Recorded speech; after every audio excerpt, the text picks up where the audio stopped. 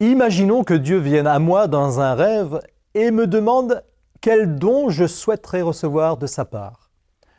Je lui demanderai un cœur qui écoute. Écouter est le talent le plus important. Dans le livre de Jérémie, nous rencontrons un homme unique, d'une grande profondeur, appelé par Dieu pour parler au peuple de Juda durant son heure de jugement la plus sombre. Ce livre est rempli d'images horribles du malheur qui allait s'abattre sur le peuple. Et Jérémie était un homme rempli de tristesse pour son peuple bien-aimé et sa cité, Jérusalem. Les prophéties de Jérémie étaient accompagnées d'un torrent de larmes. Il était connu comme le prophète qui pleure. Il pleurait pour une seule raison.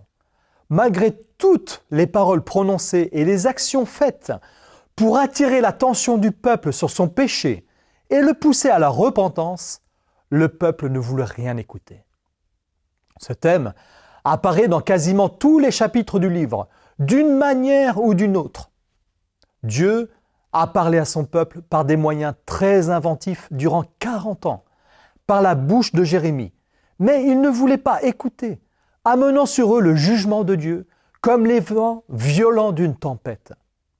Dans Jérémie, la plupart de son message porte sur le jugement encouru à cause du péché. Mais il donne aussi une parole d'espoir à ceux qui écoutent. Voici l'alliance que je conclurai avec la maison d'Israël après ces jours-là.